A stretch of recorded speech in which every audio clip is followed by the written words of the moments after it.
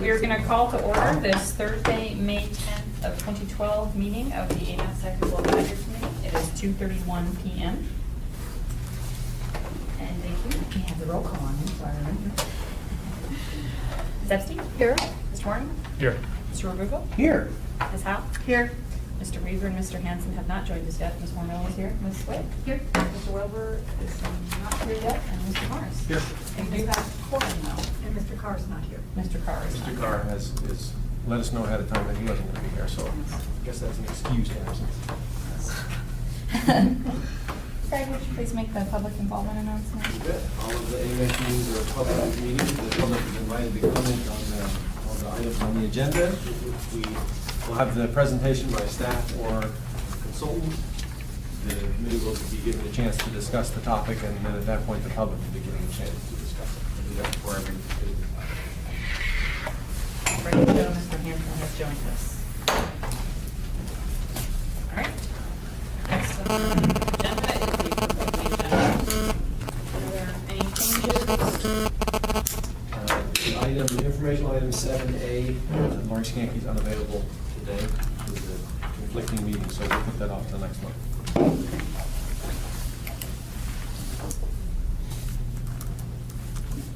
Any other changes or comments to the agenda?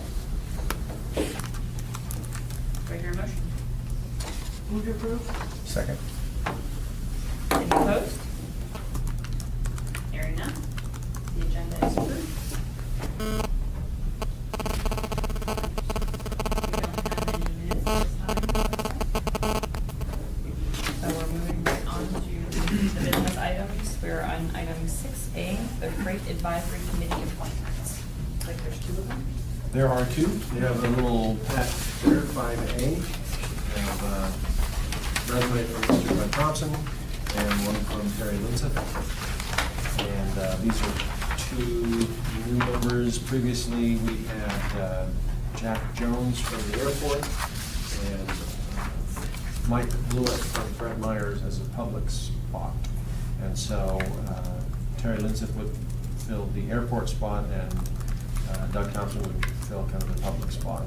At the policy committee, probably a couple of years ago, then member Sal Craig suggested we should have the bus companies involved in the freight committee because while they're not necessarily thought of usually as freight, their ability to get around to places with that longer vehicle was something that they thought we should pay some more attention to. So this is just an opportunity to get their perspective on moving things, obviously the passengers and their luggage. So not necessarily the typical sense of freight, but that design vehicle, bigger vehicles, all that sort of stuff. That's kind of why we grabbed them. So this is suggested these two new members replace the other members, and hopefully get approval today so we can move it to the policy committee for their approval. Or I should say a recommendation to the policy committee today. Any questions? A question about the public slot. When I hear that, I think of it as someone who lives in Anchorage who might be affected by freight as opposed to someone that actually transports people and luggage.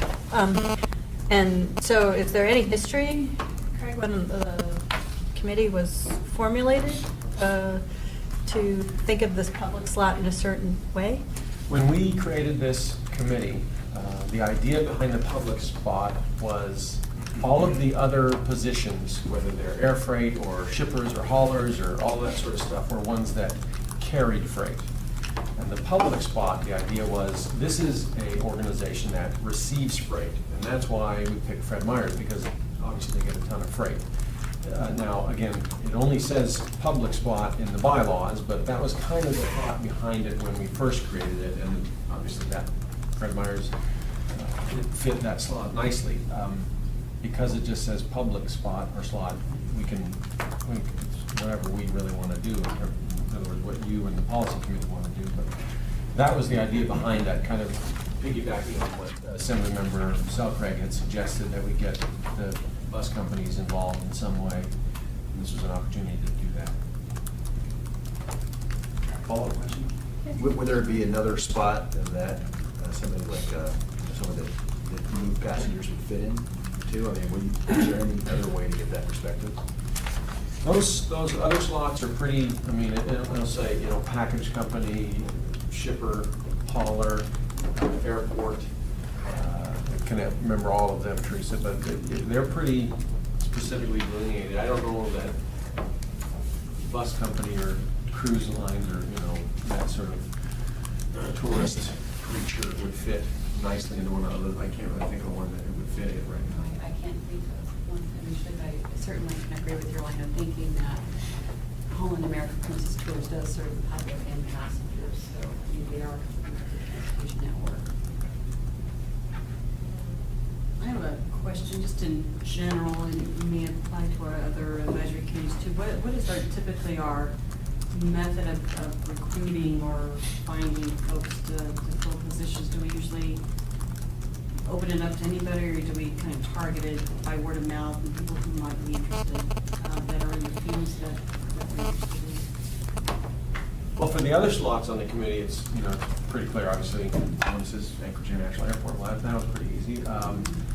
Trucking associations on there, that was fairly easy. But in For the terms of public haulers, one. shippers, well, when I filled the public member, when I came up with the name last time, the public member, I was having a devil of a time coming up with someone that seemed to fit that idea of someone involved with freight, because after all, this is a freight advisory committee, and it seemed to me, let's look for someone who's receiving freight. And the small subcommittee that came up with the names and studied them, which I think was Cindy and Tom Wilson, if I remember correctly. It was a long time ago, but I remember. I ever came up with. Yeah, the idea was how, looking for someone who receives freight more. I actually called the president of the Anchorage Chamber of Commerce and said, can you think of someone that might fit the bill of a company in town that receives a lot of freight? I had worked for Office Depot, so my original thought was, I know Office Depot receives a lot of freight. Well, they thought, we have this guy in the committee who works for Fred Meyer's, and they receive certainly more freight than than Office Depot. So that's how I got that name, and talked to someone at the Chamber of Commerce. Follow-up. I think it's a good question how this is filled, because, my view seems a little bit different and there may be someone that can make a good case who's a member of the public, that might have been a good choice for this. And so, I have a little bit of knowledge of how the public slots and they motorize, because I've had someone contact me about it. That I guess they just heard about it and were talking to me about what AMATS was about. So I don't know about the outreach, whether there's any sort of rigorous process. My sense is that it's a little ad hoc. For the Bike and Ped Committee, we have sent out emails and contacted all sorts of different advocacy groups to try to fill those slots. We have X number of seats that are very specific, as you remember, and then we have those 4 kind of at-large positions. I don't remember the title now exactly off the top of my head, but for that case, there was a large recruitment sent out to all sorts of different groups trying to fill these positions. In addition, we have done what we always do with filling these committee slots, is talk amongst ourselves and think, who do you think is really going to fill this particular slot well? And then reach out to those organizations, the social service organization, try and think of which one would fill that. In terms of this public slot for this particular committee, it's a challenge getting folks to serve on our committees. And so that seems to be how it morphs into this. Again, this is a freight advisory committee specifically related to freight technical issues regarding freight and how they work through our system. So that's why we came up with that, again, as it relates to how I mentioned Dr. Sal Craig said, why don't you try to target that? So you're the TAC. We're happy to come up with another name if the committee believes that we should choose someone else. Not up to me. Have the record show Mr. Roper joined us. Any other questions or comments from the committee before we open it to the public? Can I just ask one? So for the sake of semantics, when the recommendation was first made, what the definition of public position was kind of sort of specified. Is that fair to say? Well, the language in the Or was it bylaws just says a- public member. Just like an open number at the top. It's Or an similar, at-large yeah, member or something exactly. like that. Maybe That's that's a what it better, is. maybe that's a better name for it. If we wanted an odd number of seats, so that, you know, you wouldn't have a tie when you vote, if that ever occurs. And we had, all of those other seats were very specific. You know, you have Port of Anchorage, you have airport, you have shipper, you have hauler, all those very specific seats. Come up with an odd number, who should be that last ninth seat? And we couldn't come up with another, we had all of them, all those people that carried freight, so I was like, well, let's kind of get an at-large public member here. It gives us the flexibility of appointing someone from Fred Meyer's one time, someone from Princess Cruises one time, you know. Well, that's the someone thing, from- we can rotate, I mean, it's, see how it fits. So, And I remember when some member Shilkray was talking about it, or even when she was talking about on that committee, because they do have large cars and have problems, and they're going through different parts of downtown that some freight that people don't necessarily go to, and thought it would be very helpful to that committee to get those kind of input. So I don't have a problem with what you recommended. Anything else? Are there any questions or comments from the public? Hey, just a suggestion, if you have these open seat, you can just put it on the website, say that we're looking for somebody. If somebody responds to it, we respond to it.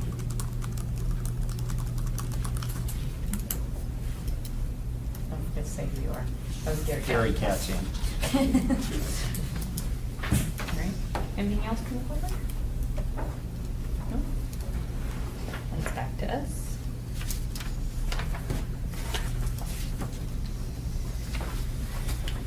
I never word right.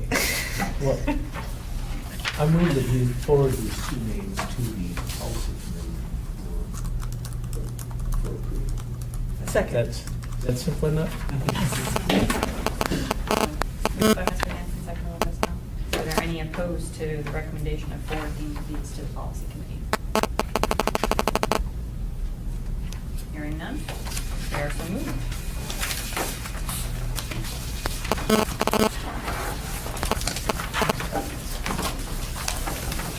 So next item is business item 6E, the Port of Anchorage Terminal Expansion Project Resolution.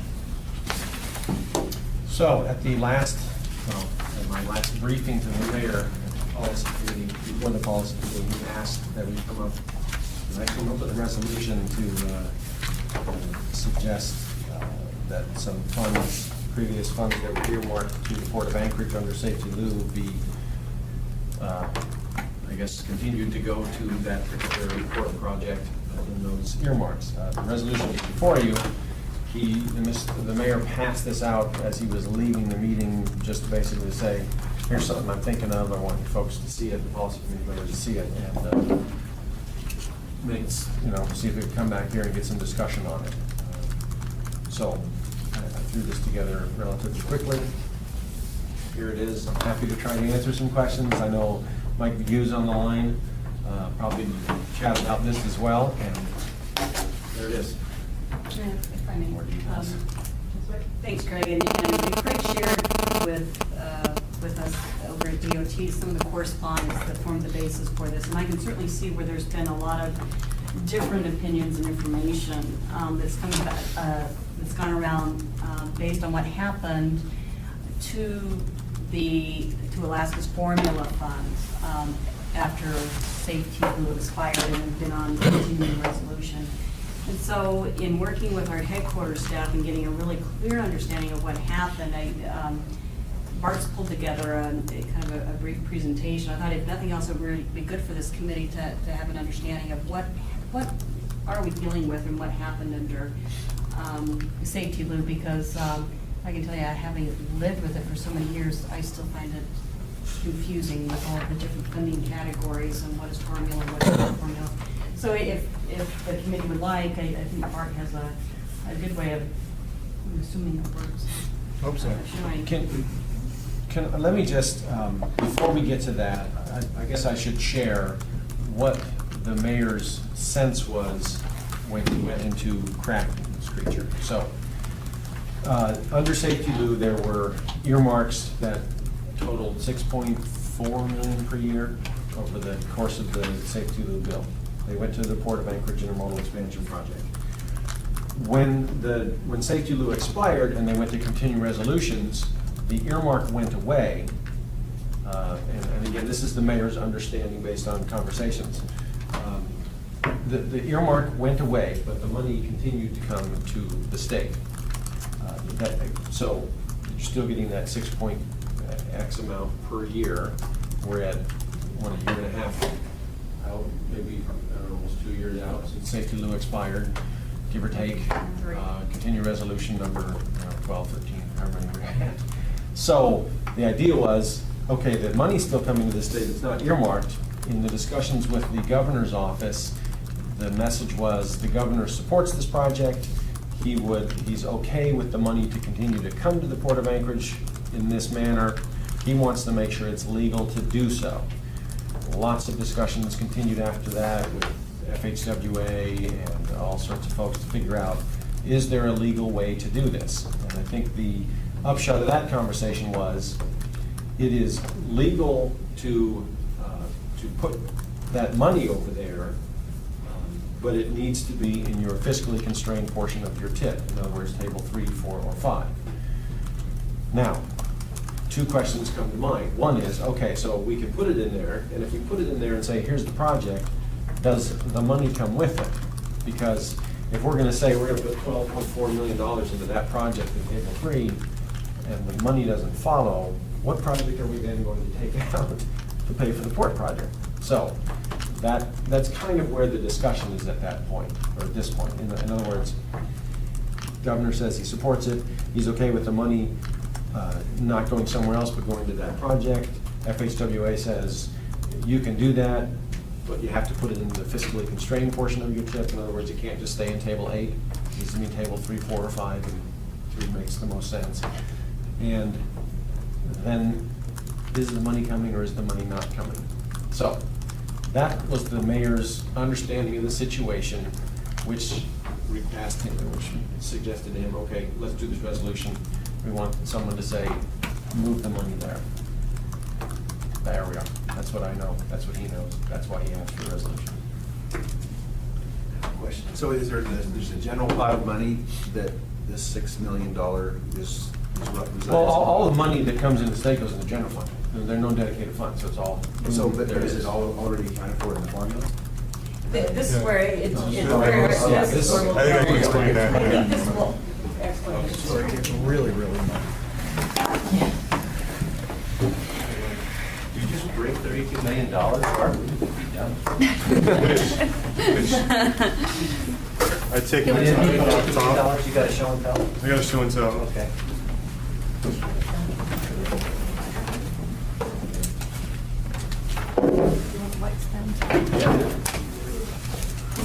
Hey, how much?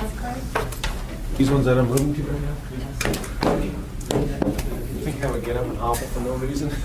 You asked me, I'd have done it. Okay. You need the exercise. It's come.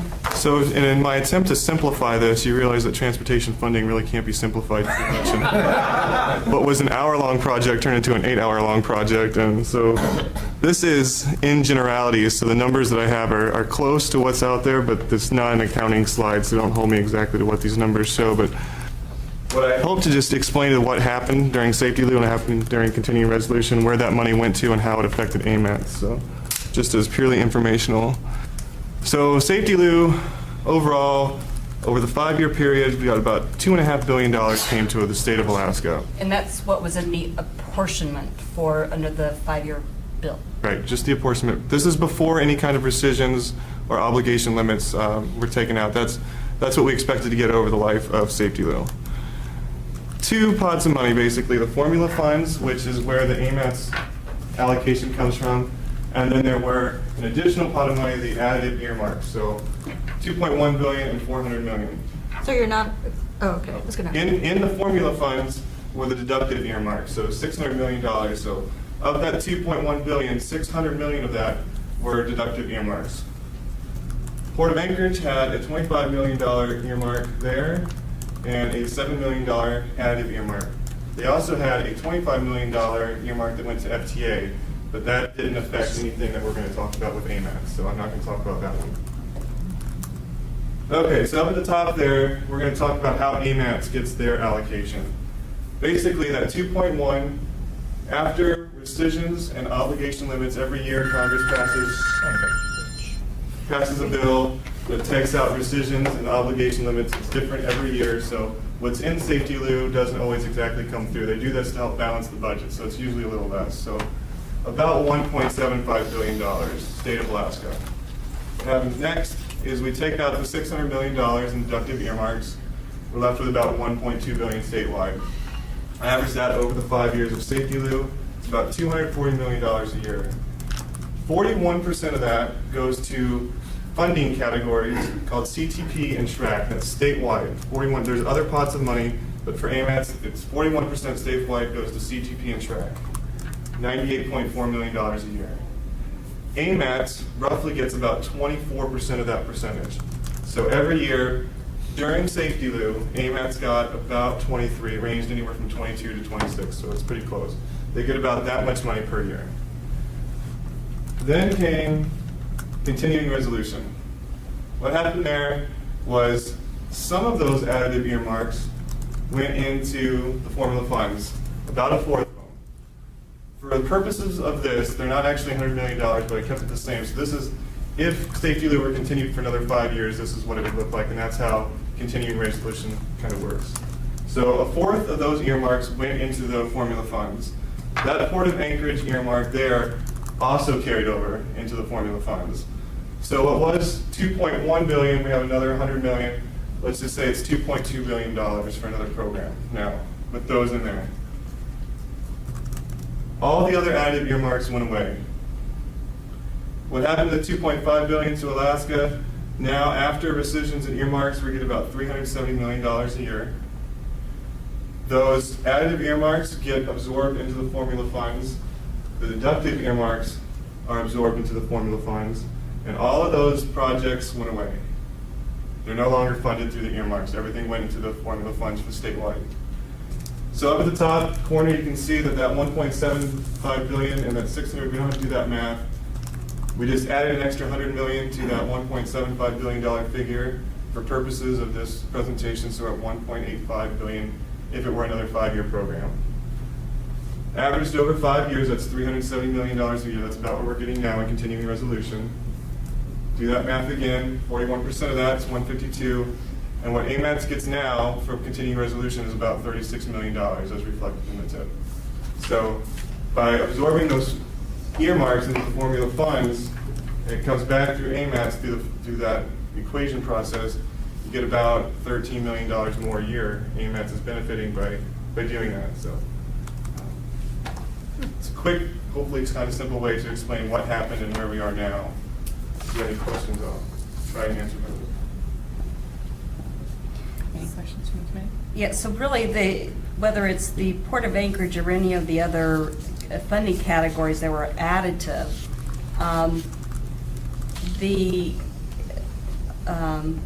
it's basically only about 25% of that, or 20% of the fully funded amount, like that $7 million, would have come back to the formula funds. And so it's, this is not reflected in some of the correspondence that Craig has, where it was assumed and implied that all of those additive earmarks just went back to the program, and the state of Alaska has an overly inflated pot of formula funds. That's really not true. What has happened is that it regained the deductive earmarks, which was the biggest amount. It was the Section 1702 earmarks that were actually deductive from our formula funds.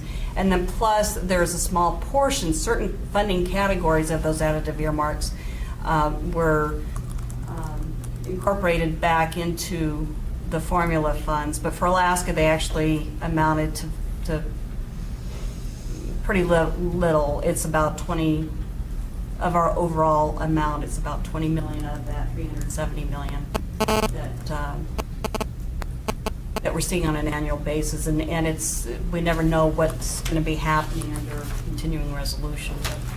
But basically, we were restored and are actually in a better position as a state than we were prior to Safety Lou.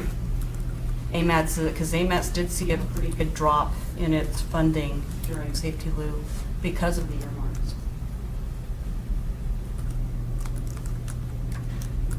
So I'm asking Mike Vigil over the phone if he has anything else he'd like to add, if he can hear me. Hi, Jennifer. I think one key piece to remember is that those 1702 funds, the high priority program funds that were earmarked, that those were deducted from our original formula apportionment. When they were earmarked, they carried specific language. And so in the case of the Port of Anchorage project, there was language in Safety Lou that said that if the Federal Highway Administration and the DOT does not have specific expertise to carry out the project as written in legislation, that those funds could be transferred to another agency. So the Port of Anchorage chose to have those funds transferred to MARAD. So the eligibility of the work for those funds that was transferred to MARAD was consistent with the language in Safety Lou and MARAD's expertise. Now that those funds have been returned to the formula pot, which is where they originated from, they carry the eligibility of regular federal aid funds. So that's another piece of the puzzle that needs to be thought about, is what kind of work would the Port of Anchorage have that's eligible for typical federal aid funds, because they would no longer carry that special language that was associated with the Safety Lou earmark.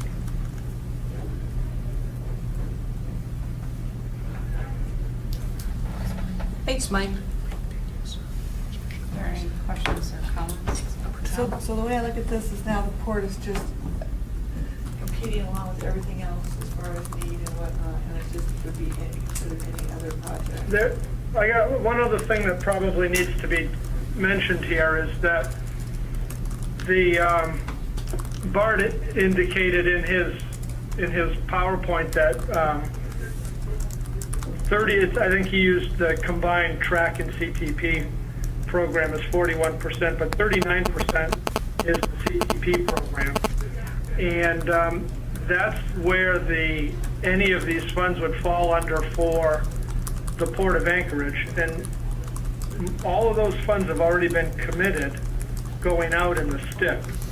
So I think, Craig, you might have mentioned that if AMATS were to add the port project into the TIP, under the current AMATS allocation, they would have to bump projects out in order to make room for the Port of Anchorage allocation. And at this point, the state of Alaska would have to do the same thing, because our STIP is fiscally constrained and it's been approved by FHWA and FTA. So if it were to come to pass that the Port of Anchorage would get some of those funds, they would have to come at the expense of a project that's already been programmed. Same dynamic occurs as with the TIP. And I'm sorry, by way of introduction, this is on the phone is Mike Vigil from our headquarters office in Juneau, and he's Mike. I'm not sure what to call you, if you're our programming and STIP guru, or I'm not a guru. I guess the best title is the planning chief for headquarters. there you go.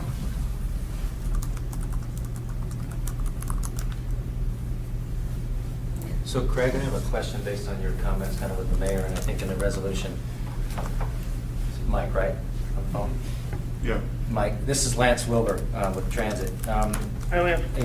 One of your last now therefore, I mean, really what the mayor is asking for is additional funds to our allocation to the same amount of money that the port would have received had it been an earmark. If they would have got $3 million, he's looking for additional allocation to the AMATS pot above the 41%. That's correct. Okay. His understanding was that the governor had said he supports the project, he's going to park that money and not use it on some other project until this gets worked out. And so that it was kind of just sitting there in the little bank account, in the mattress, whatever, waiting for us to figure this out. And so from a TIP process perspective, and Mike, from a STIP process perspective, the 41%, I mean, that's the 41% to the STIP, basically it's the SDP program, which is the Community Transportation and Track. And then there's a 41% of that, or 24% of that goes to AMATS. What this draft resolution has in front of us is the mayor's asking that we get, in this case, more than just the regular formula allocation for the purposes of the court. So get the formula allocation of whatever the dollar amount is, Bart, it's $36 million a year, plus more money, right? And I think that's what the mayor is looking for, and really the ability to get more money is a call from the governor, the commissioner, and through the STIP process. And it has to be compliant with state regulations too, Lance, and state regulations require that the CTP program be through a competitive process where proposals are put forth and they're scored by a project evaluation. Okay. So in order for the department to just give a larger allocation to AMATS,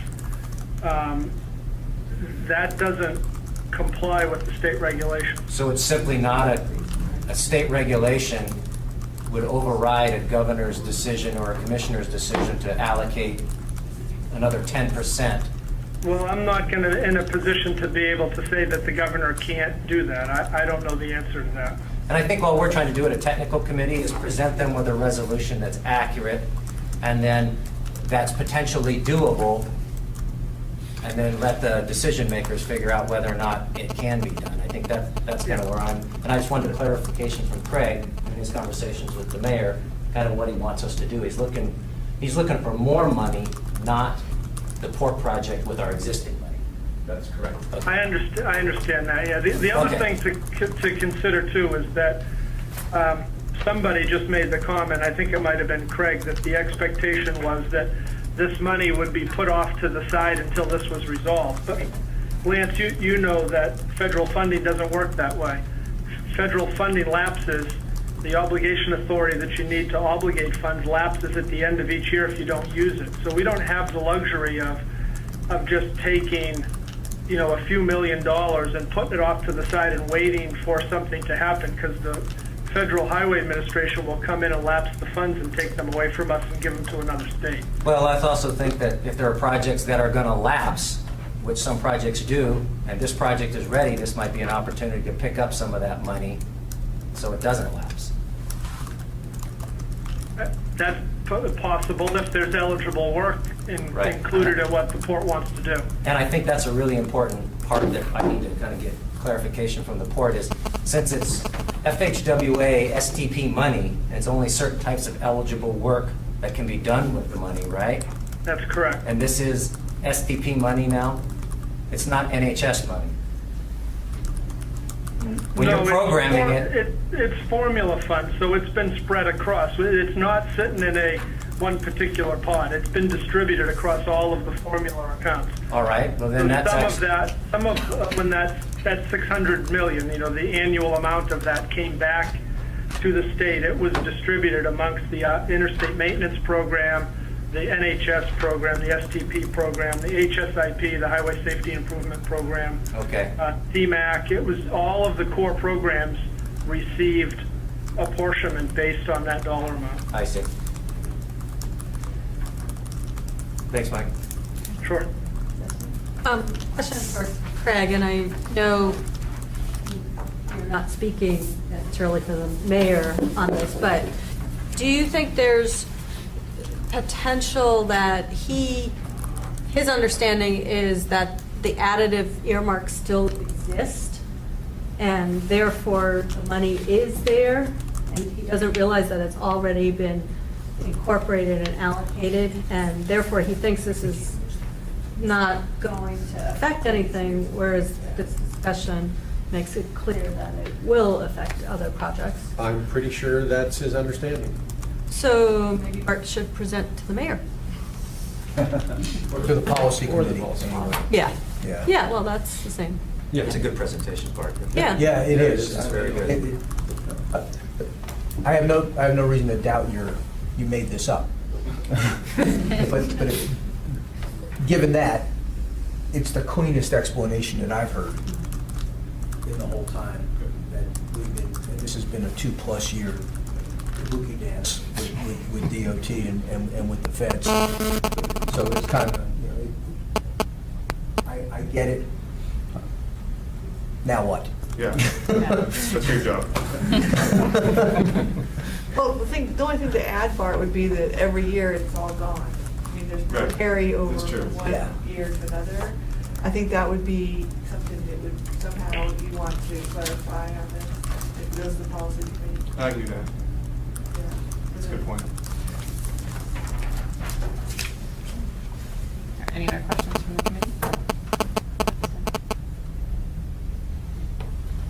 I'm gonna move back to my spot before I.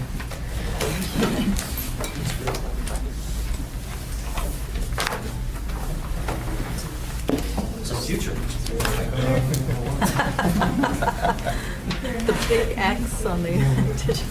I like the way you X out $400 million. It's gone.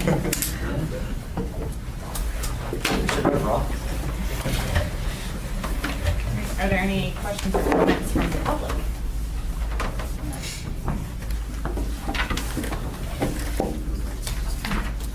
Hearing none, it's back with us.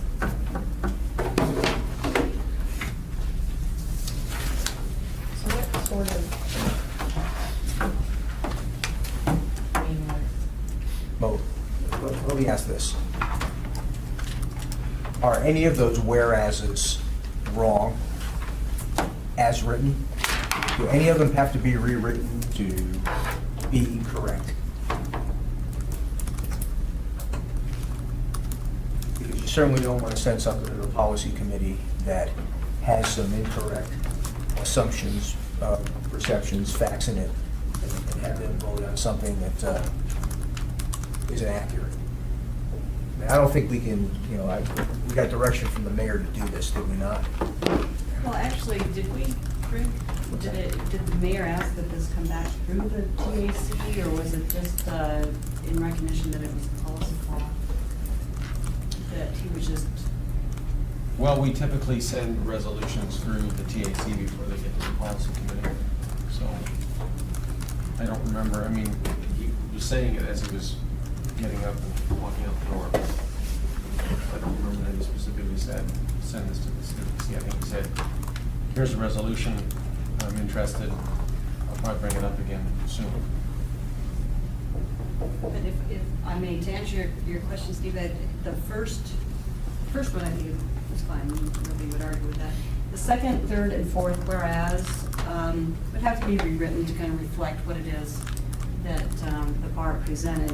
Because basically, the port received $57 million in safety loop funds, 25 million of which was FTA and didn't affect the formula, 25 million of which was deductive, and 7 million, which is what we've been, has at basically 20% of it has been incorporated back into the formula funds. And so what it does, though, when it comes down to it, that $19.2 million would really only be 3/5 of $7 million. I mean, it's not 19.2 million that has come back into the formula funds. I mean, so it would have to be, to read correctly, would have to be revised. And I think I'd have to check into that first, second, third, fourth whereas.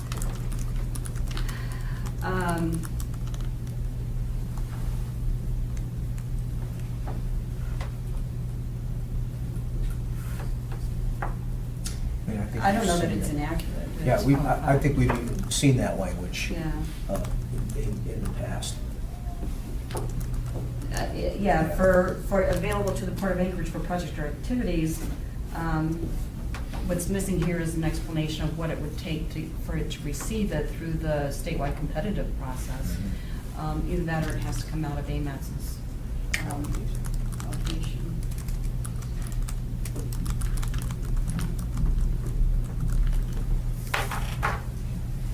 So, should there be more whereases? I don't know. The only one I thought of is that everything so far has been allocated, and this would be on top of the existing allocations, both at the tip level and the STIP level.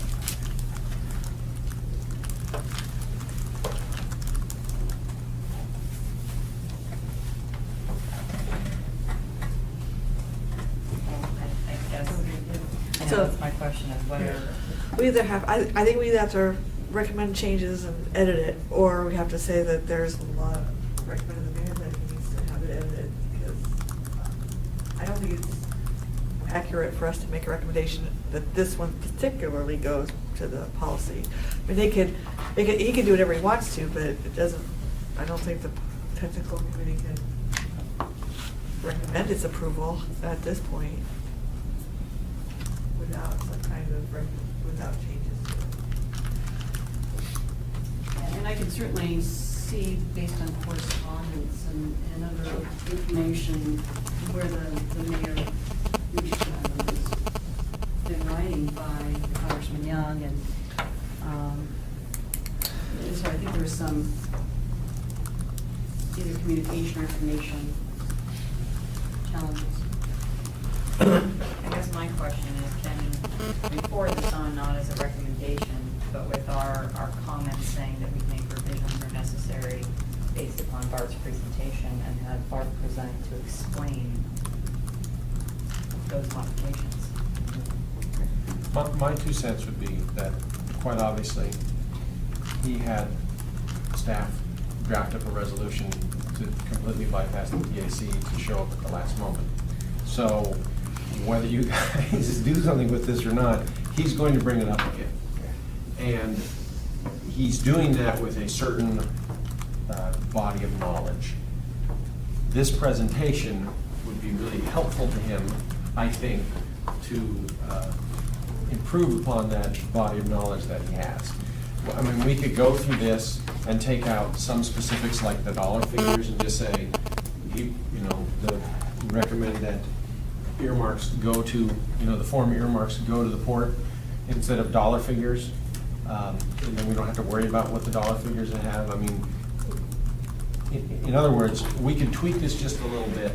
He's going to bring it up again. He might bring it up at this month's policy committee meeting. I have no idea. I mean, every third month, he mentions it, and I kind of go, well, and then this time it was just like, do it. So I would suggest that we leave it on the agenda as is. If we want to tweak it a little bit, that's one thing, but the key would be to have the presentation that shows that information, and then he can do with it what he wants. But it's going to come up, and he doesn't have the right information, or he doesn't have this information. I bet you that one of the board members goes, and what did the TAC think of it? And we can say, we got this you can say, the TAC got this presentation and thought the presentation was vital for the policy committee to have when they direct staff and the TAC to do something with this resolution. You didn't want to make a decision on this because you thought that he had X information while this resolution was prepared, and he needed this information. But it's up to you guys. It's just, I know it's like, you're not going to let it die, and he needs this information. Oh, yeah.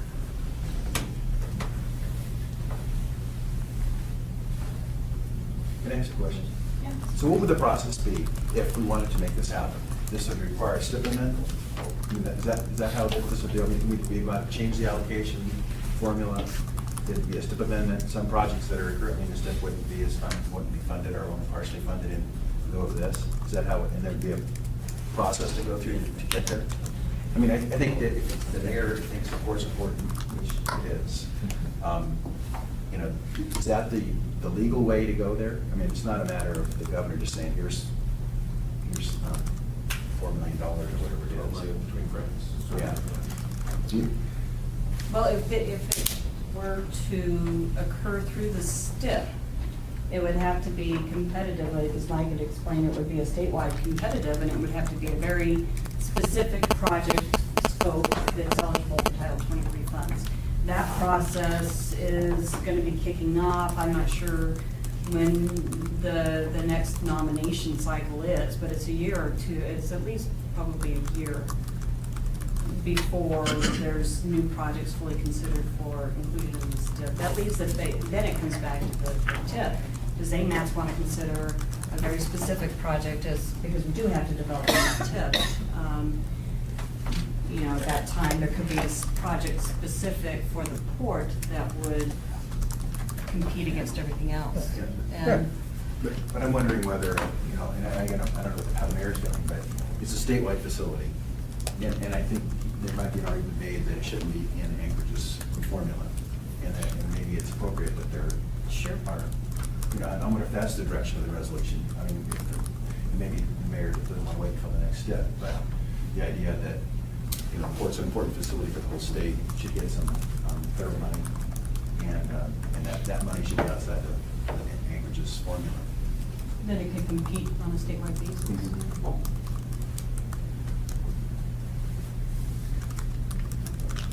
Philosophically, the problem has always been ports aren't roads, they're not bridges, they're not bike paths, you know, they're not airports.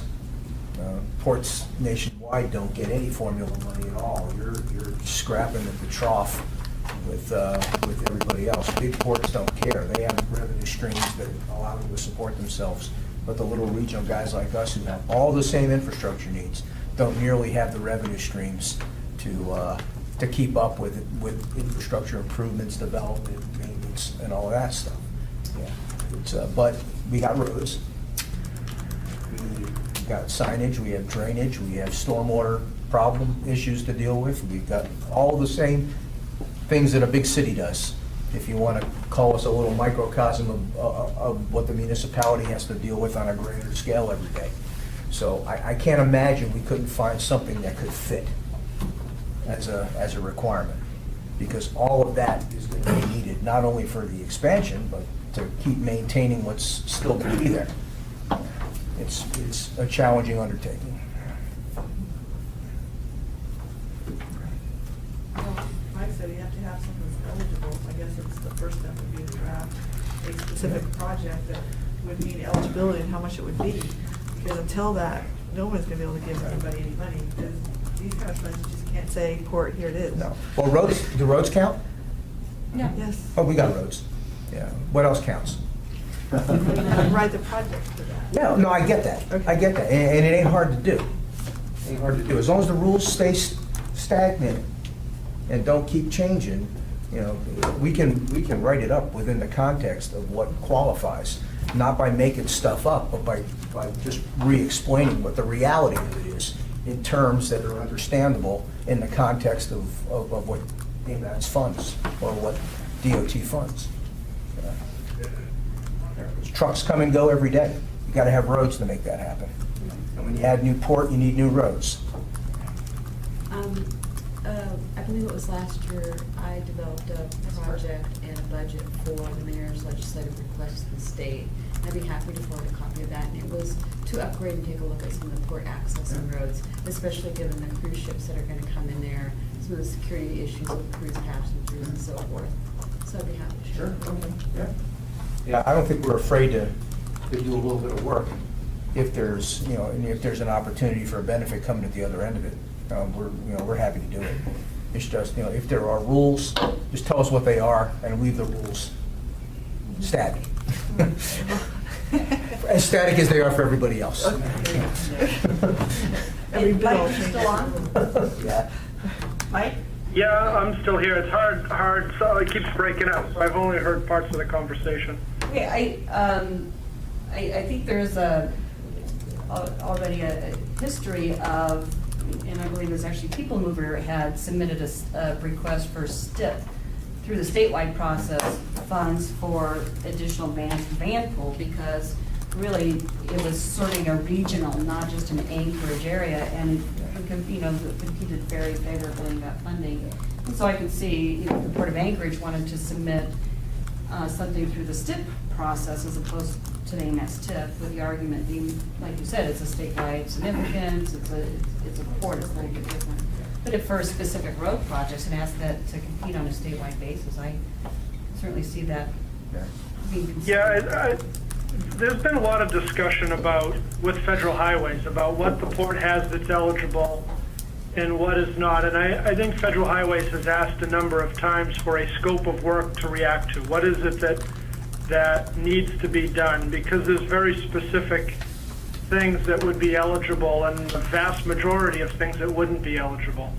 As far as whether the funding would be NHS funding or STP funding, I think that has to do with the functional class of the road and where the intermodal connector designation ends, and the roads inside the port facility are not NHS roads.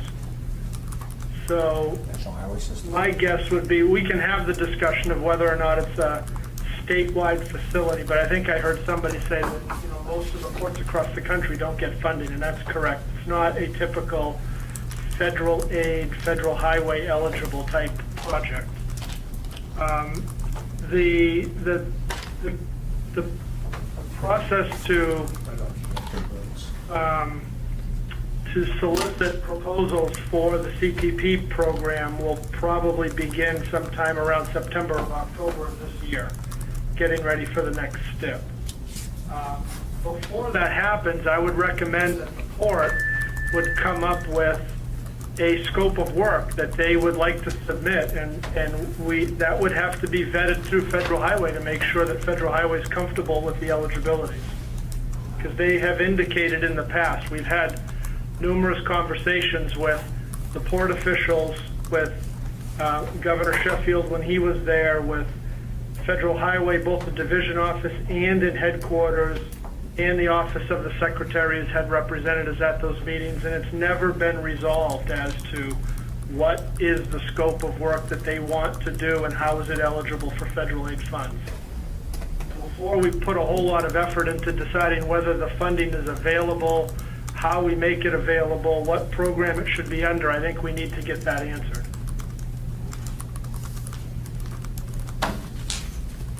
So perhaps if I could make a suggestion for where we are right now is, what would you folks think of maybe tabling this for a month to get a little bit more feedback from the mayor and the policy committee after they get some further clarification on what has happened, meaning Bart gets to deliver the bad news about that it's different than what everybody had understood it to be, and maybe the way to go would be to define a road project and start vetting that through DOT and FHWA. Well, I think I would agree with Cindy. I think there's some missing pieces here that aren't 100% accurate, and I don't want to submit anything on a recommendation that wasn't accurate on the whereas's. I think Craig's 100% right, whether we act or not, the mayor's going to bring it up. And so I think at a minimum, I think Bart's presentation would be important. I think, Craig, your idea, just taking the money numbers out, because the mayor doesn't care about this formula allocation ranking process. He wants more money than money we're getting, and that's what he wants the ASTA governor to do. From a technical perspective, that's not a call we can make, but I think as long as we recommend that he sees Bart's presentation, but he does understand how it is being done. And Steve, I would suggest putting together a little scope of work so that when the mayor is asking for something like this for the road program, as Mike suggested, we wouldn't want the mayor to ask for the money for the governor if he, or through some other process, not the ranking process, that more money come. That is actually an eligible project, because the worst thing that could be happening is we get permission to do it and then we can't deliver it because it's not eligible. So I think Mike's brought up a really good point. We want to make sure that what we're asking for is actually eligible in the event we're successful in getting more of our money, because that would be good. So a scope of work, I'd take the money out, Craig, and just give it to them, but I don't think the technical committee can really recommend the resolution, because just make sure that it's accurate and see Bart's presentation, and if the mayor has a particular number in mind, then you can talk to Rob or the governor or whoever, and just figure out where they want to go. I mean, I appreciate the ranking process. I understand that those are the rules we play by, but that's not what he's looking for. So let's just give him better guidance. I think this builds on something you said earlier, Stephanie, which is that maybe we should also convey, if we change it and take the numbers out, it's not as though that everything else is okay, that we can convey that there are some concerns we have with the language here now, and if we are asked about what the TAC thinks. For example, it doesn't mention deductible earmarks at all. You know, I don't know if we want to send over issues or just say we have concerns about the language in it as it exists. I think it sounds like it's 3. 1, then he needs to listen to Bart. 2, there's some inaccuracies, and 3, there needs to be a specific project, because funding can't go, this type of funding can't go without a very specific project scope and for eligibility. So, We can have this topic on the policy committee agenda as an informational item, not a resolution, where you could just say, Port of Anchorage Intermodal Expansion Project Resolution. We get a presentation, they have their discussion, they can say what they want to do then, but we don't need this on there until we get it fixed, if that's what they asked us to do.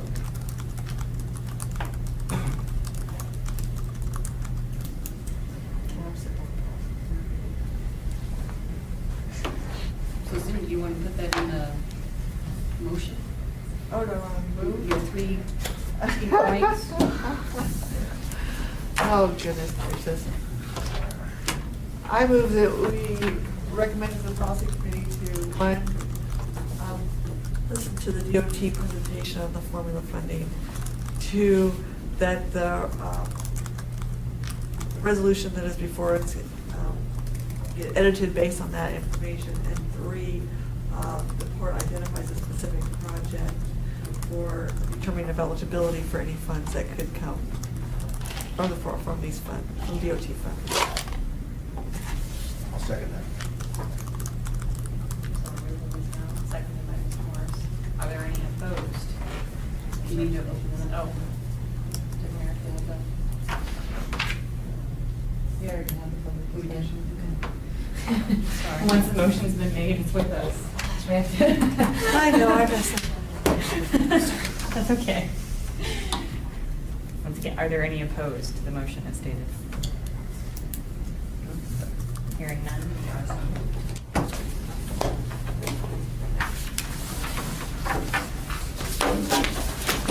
All right, we're on to item 6C. That was Well, let's do one more. I know, let's do that one. So this one is for, This is the resolution that we had the work session on, so. Uh-oh, where's our edits?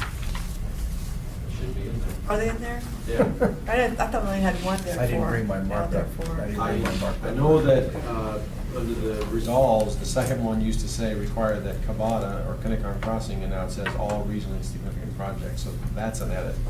Okay. And we got the rest of them. Did I miss some? On the first whereas, it should say developing transportation plans, programs, and projects. Project, oh, yeah. so it should say plans, comma, programs, and projects. Like it says on the third whereas. Yeah. And there's one other place that says that, doesn't it? I think that's it. It's in the first. Down there for last sentence. Yeah, it's there. It says during this time, off, that was mine. Yeah. I don't think we could require Matt to do it, but that's on number 2 where therefore.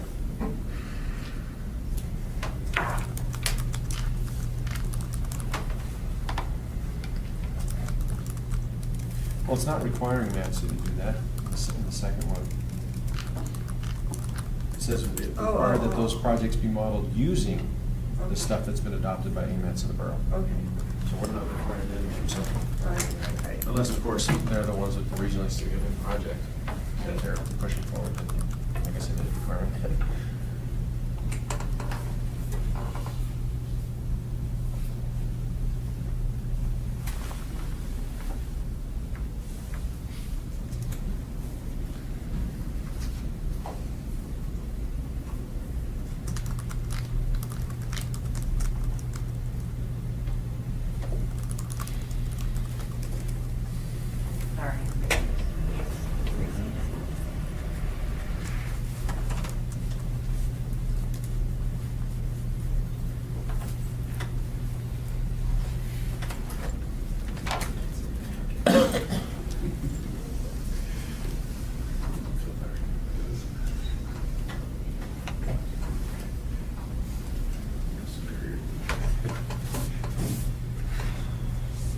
Okay, so this was, I wasn't able to attend the work session. It was a good work session. It was. Are there any questions or comments? Question about the number 1, now therefore be it resolved, require AMATS Technical Advisory Committee to develop, maintain, and adopt standard forecasts and sub-area allocations of households and employment. Is that just for the AMATS area or for the region? And I'm wondering whether we should be specific and how that would play out.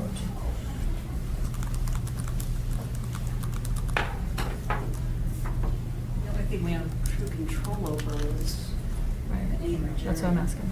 Well, see, I think that the last modeling effort, we made assumptions about the population or households and employment in Madison Borough as part of the sub-allocations, yeah. That's true.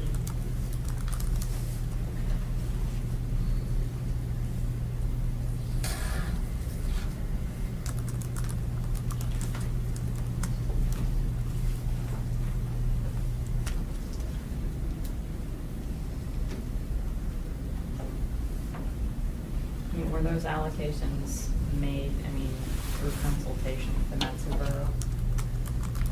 Yeah, we did, and we based, of course, our model efforts on the capital highway efforts. And then Johnson and I met with Brad Schwartz to verify and confirm our assumptions based on some of the Delphi consultations that they held with businesses and employers out in the Madison Borough. And so we looked over our assumptions and agreed with them. And there's, we made a presentation to the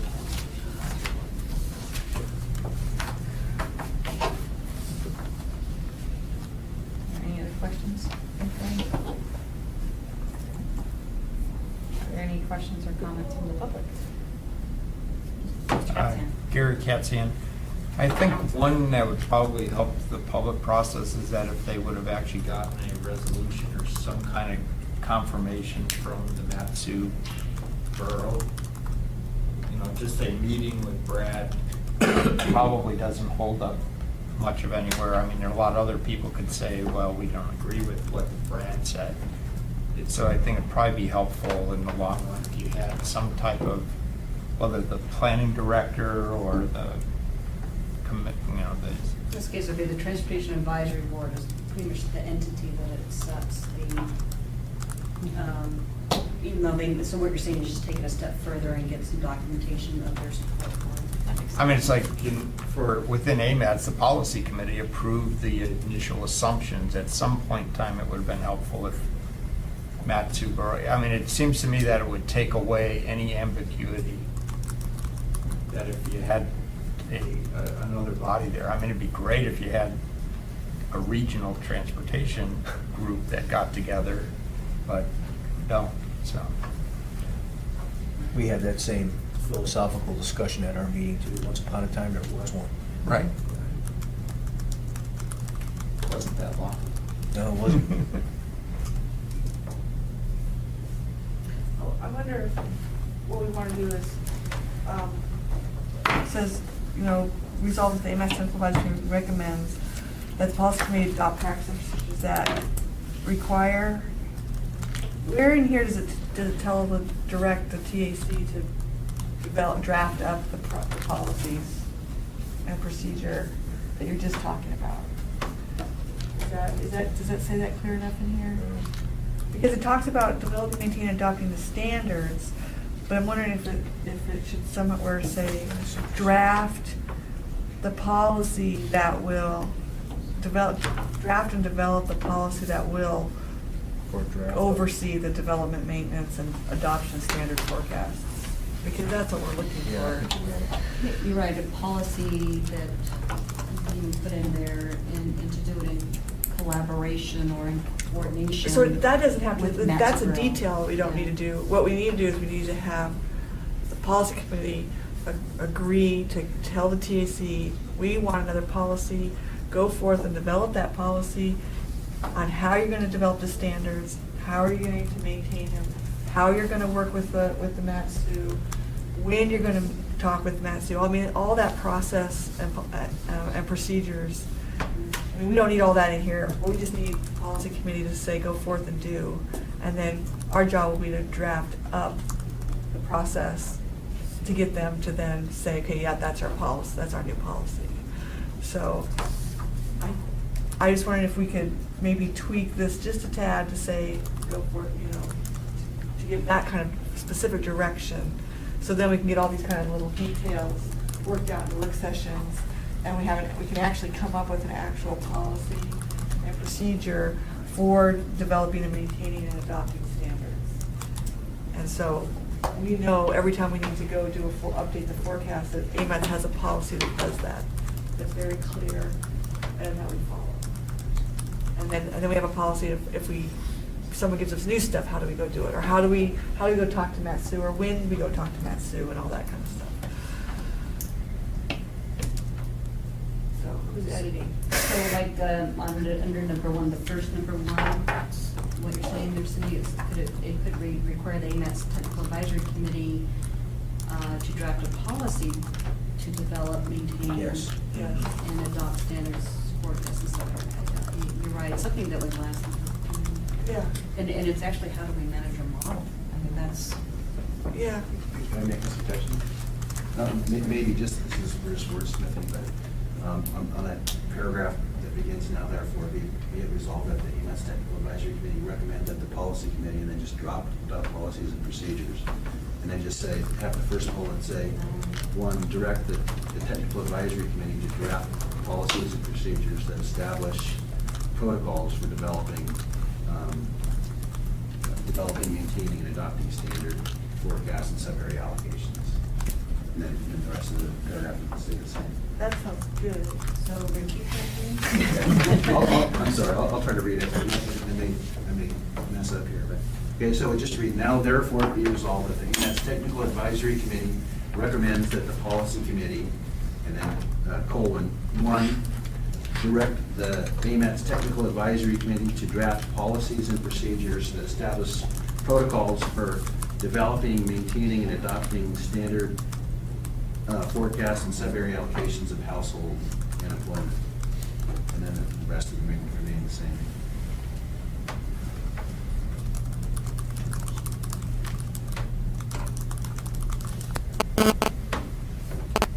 Did you get that? You want me to read it? One last time, yes. Okay, I'll just read, okay, number one. Yes. Direct the AMATS Technical Advisory Committee to draft policies and procedures that establish protocols for developing, maintaining, and adopting standard forecasts and sub-area allocations of households and employment. And working with MATSU. Okay. Well, I'm just throwing that out there. Or should we say and Including- coordination with? And coordinate, yeah. And coordination with MATSU Borough. So that just telling them, that just gives us the okey dokey to say, we're gonna go meet with Matsu and work out these issues because we can direct them to do so. Draft policies and procedures that establish protocols for developing, maintaining, and adopting standard forecasts. I'm sorry, pencils down. Yeah. Just blowing those hand grenades out there. Do we say in coordination with? Like, do we say in coordination with the MATSU Borough? Whatever sounds better. Yeah. in the spirit of cooperation. In the spirit, I know. In the spirit, I know. Just question, you can't really establish policies and procedures for the Matsu Borough, though. No, but it says we got, Well, in coordination. Yeah. right? yeah, there, what we're saying is policy is gonna tell us that we need to work with them and try to establish these policies and procedures. If they don't want to, then whoop-de-doo, but Okay. they're just formalizing it, that, yeah, so how can we talk with them without getting in trouble? One more time.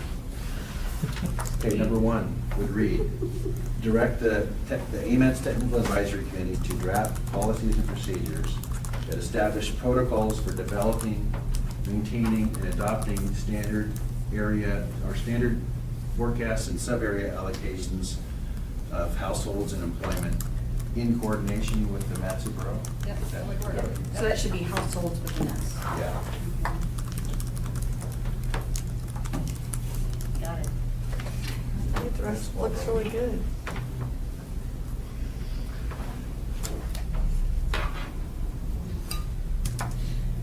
If you're on to public comment. We were, and we can again, it's not in motion, so please state your name for the record. Judy Doherty. I understand how this could work for the air quality conformity analysis, but I don't understand how it would work for physical constraint. Is there gonna be a requirement to work with other transportation, state transportation agencies who may be developing regionally significant projects to coordinate with their models? Yes. This whole, Not the models, the data. or the data, from the data comes the model. This whole effort, I get that there has been frustration in this last planning process because of the Knickerbocker crossing. But, you know, devil's in the details, and it seems like this is a lot of effort to go through to try and fit a square peg in a round hole. It's the exception that you're trying to capture rather than creating a rule. And I think that you have to leave opportunity for the exceptions. Isn't there a place where if you want to be accepted, you bring a case to the Technical Advisory Committee for consideration? But it says it has to be adopted by the That's right. advisory committee. That's right. And I think that's a little far reaching. And when we had our meeting, what we discussed was, you know, the responsibility rests with us on what goes in, you know, what goes in the metropolitan planning document and what doesn't. We want more control over the criteria But for regionally inclusion. significant projects have to be included in the plan. It's not a choice. So you're building in a conflict before you even have one. There's a requirement, I mean, you can't develop a toll project with a model that is developed at the local level. It has to be an investment grade, independent effort. I don't think it directs the model. It just says. But it's the data. Right, the data that goes into the model, yeah. And the effort to collect the data, I would question whether you have the resources to do that in a timely manner for projects that might come along. So it seems awkward. Well, it just seemed, I mean, maybe I don't understand the process, but if you were going to develop a project like a bridge and invest effort into looking at the socioeconomic data that's necessary to predict tolls, I mean, nothing prohibits you from going out and getting better data. But I think the next step was because it's our mandate under federal regulation that we review the assumptions that go into the MTP. Right. So we're saying that those should come forward to AMATS, and if they're different than what has been previously assumed, that they should be presented to the AMATS TAC and to check, make sure that they seem reasonable. And I think that if they are, you know, if the agency or the entity has done their work, then they'll convince AMATS that, you know, those new sub-area allocations or forecasts are better. I mean, if you have better data, then I think that the committee would be open to coming up with a new standard set of assumptions about what's there. Title 23 says that the MPO has to update based on the latest available estimates and assumptions for population, land use, travel, employment, congestion. So if Cavada went out and had newer information, you'd be required to use that information? Is that an accurate interpretation of statute? Yeah. I think what we're asking them to do is come and explain why that data is better than what it is we've established as a standard that everybody else is using. No, it says the MPO shall base the update on the latest available estimates, assumptions for population, land use, travel, employment, congestion, and economic activity. I'd say yes, absolutely. If Cavada in the next year comes up with new socio-economic assumptions in the next year, and the next time we do the NTP and those are adopted because the TAC thinks they're superior to what we were using before, Well, yes, we have an because obligation they're to more use them. recent, not necessarily because you think they're reasonable, just because they're more recent. Well, I think it's both, Judy. We have to assume they're reasonable and assume they're recent. Just because they're recent Doesn't mean they're reasonable. It just means. So, that's not what I'm reading here. Well, I think we're saying prove it.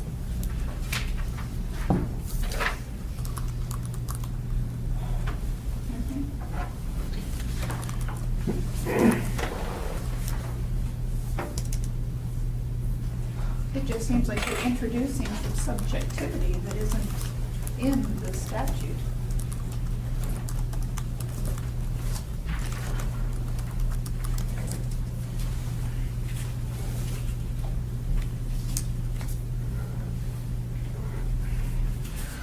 Well, I guess there's a difference between updating on the latest available that has been validated.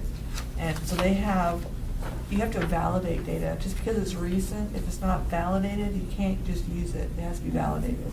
So if John was here, he'd say, we can have lots of things, but if we haven't run it and validated it, it's not any good.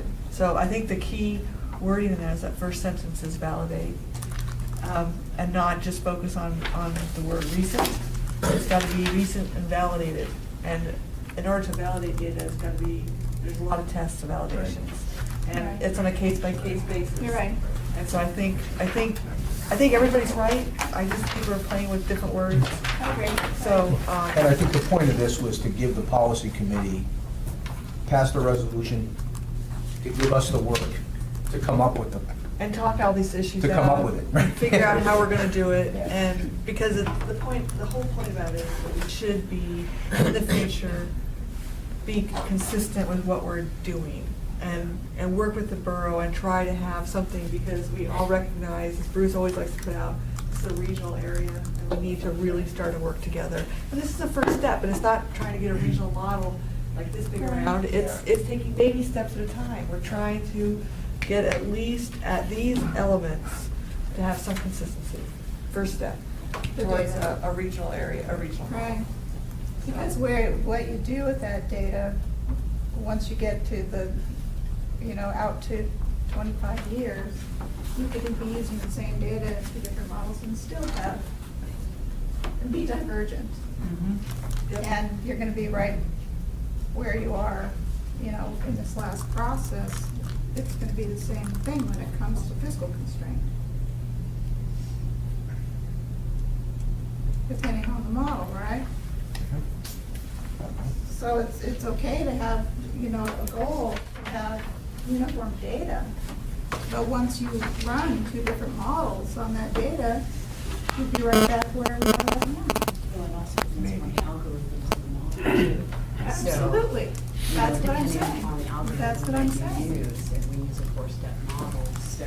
That's what I'm saying. We give our model out to consultants, as you know, and we always do it with the caveat that your data may be different than ours, but this is our foundational data, and this is where we've got it from. But we're not going to take responsibility for what consultants develop, because a lot of times they'll say, oh, well, this is the numbers from the AMATS number. Well, it's not, because they've applied different algorithms.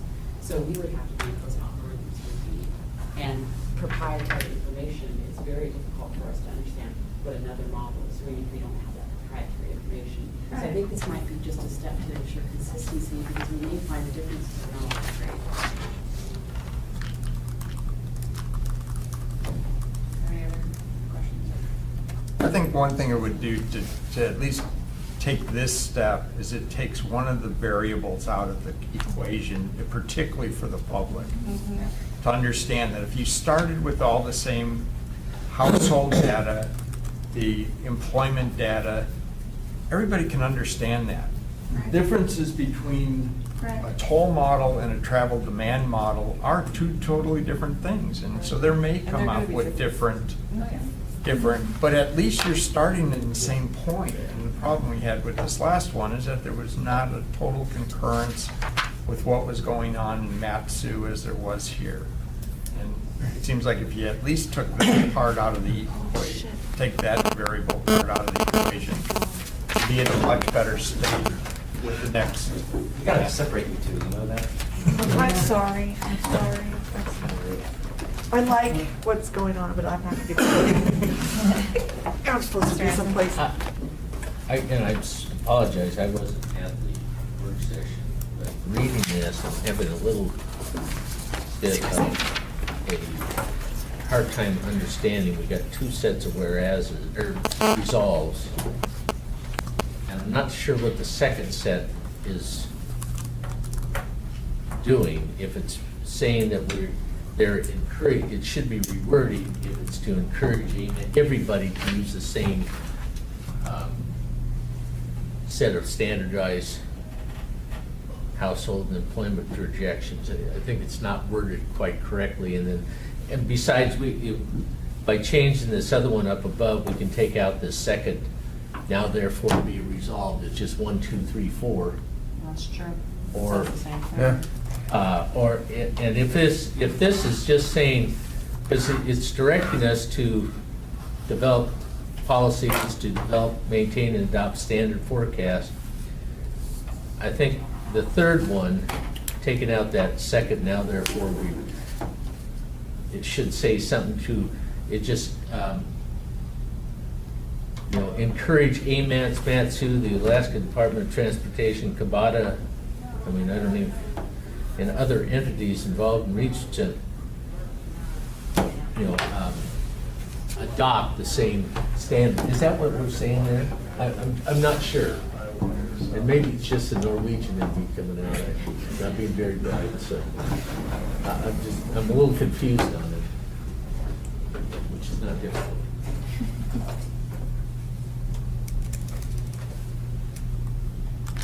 I think it says adoption, doesn't it? It says development and adoption.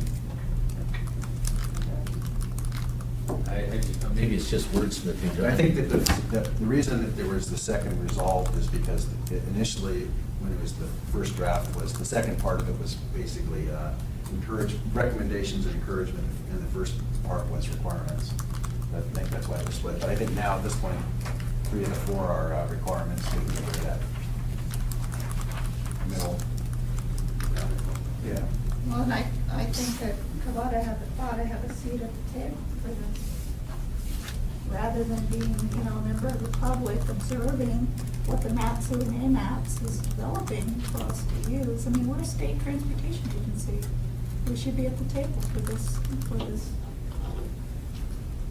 whatever work it takes to come up with a standardized household and employment. I think Judy, or excuse me, Stephanie, I think that's what the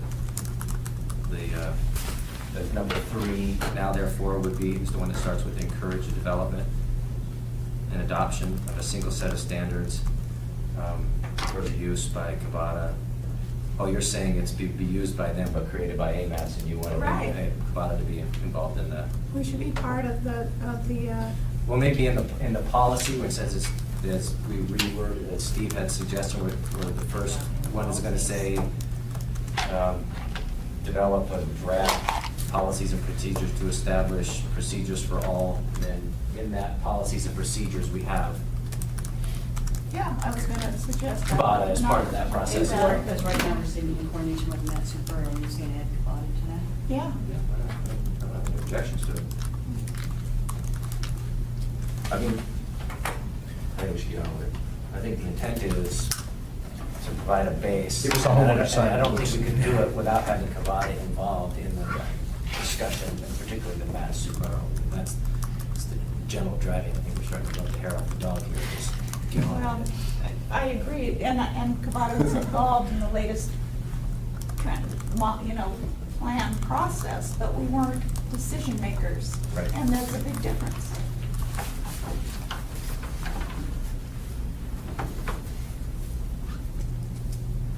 Do you want to propose that? I think we're going to do it anyway, so I think the issue is us, the borough, municipality, the borough. Because if we wanted to add all the state agencies, we could add the railroad, because they're not on the list. They're a state agency, just like Nevada. But they wouldn't use the.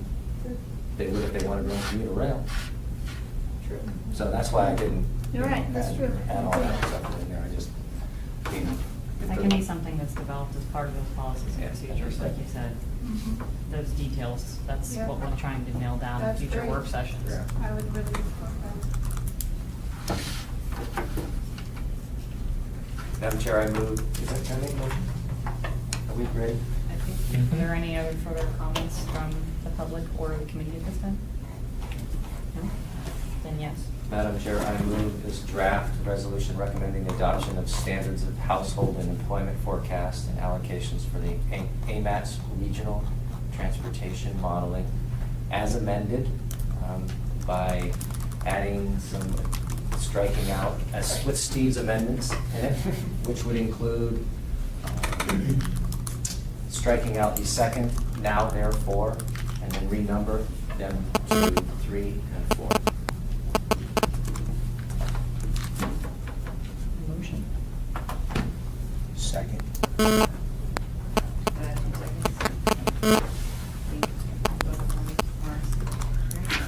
Are there any opposed to the motion? So Steve, will you read your, just for one last time, that big change? Okay, I don't have to do it now.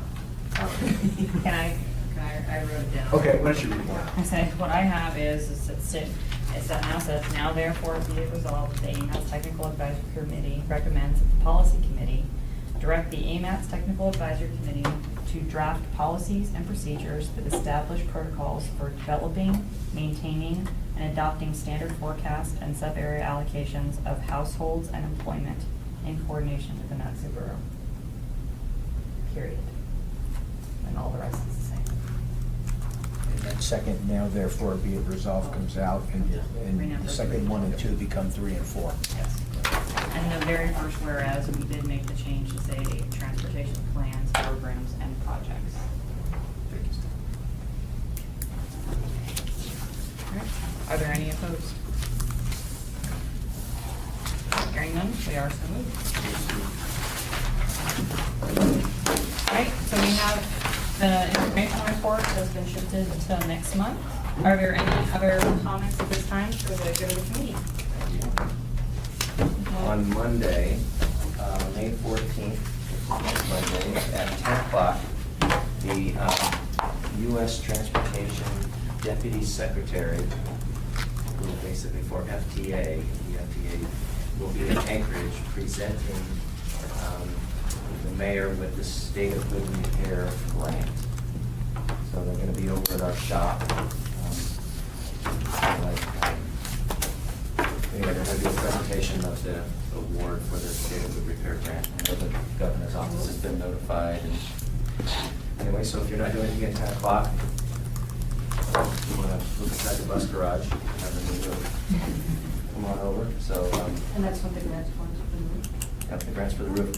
Honestly, it's been, I think, since Jamie Atkin, who applied for the grant, not even a year ago. Yeah, almost a year ago now. So we applied for a grant, got the grant, received the grant, got a contractor on board, and we're gonna start construction June 1st. Wow. Lance, do you know if other DOT officials are coming up? I know someone from the pipeline office is coming up, but do you know any others? The way that the notice has been distributed, I've been kind of asked to coordinate with the municipal agencies, and they were in charge of it. Contacting the governor's office and everyone at the congressional level and at the state. So they've been handling all that. I don't know who, when, or how right now. So congratulations. It's amazing when you get procurement and contracting and And it's gonna rain. it rains like hell that day, because it's gonna rain indoors. So anyway, it's been, when you get all the stars in alignment and you keep a little energy on it, you can get it done in less than a year. Greg? AMATS Freight Advisory Committee is, let's say they're hosting a tour of Whittier. I think we mentioned this before. It's a train ride down and working on a bus back with Princess Tours. That is June 20th. Be down at the railroad station at like 9:15 to get on the railroad. Okay. Is it June 20th? June 20th. Yeah, and it'll. And it's the Freight Committee and the TAC and a couple other folks. Might let Bart on. Yeah, I think Thank you might you. let There you go. The 9:15 a.m. I always tag along. Yeah. Yeah, and we have an agenda and an invite already drafted. We just wanted to have time with these and bus back. But I think the bus will get back, so maybe I around guess 3. theoretically, you could ride the train back and forth the Solstice? border. and- Yeah. Oh, yeah, Jesus. You get to sacrifice something. Or you could just spend time I technically have leave, but I should be back from Hawaii. So if I get back from Hawaii the night before, I'll go ride the train and have fun. Yay! Already know we're in Hawaii in early June. Friend's wedding. Oh, I got one more thing. I'm sorry. Because it's there. And Eagle River, starting at 5:30, there is a joint meeting of the municipality's Transit Advisory Board with the MATSU's Transit Advisory Committee in Eagle River at the community center. So, That's the thing. yeah, it's in an hour and a half. Jamie and Jody are going to handle that for us. But they're going to talk about the status of the RTA, the Valley Mover program, the Share a Ride program, just kind of and the relationship of commonalities between the jurisdictions. So if you're not doing anything and you're in Eagle River, 5:30 to 7, 5:30 to 6:50.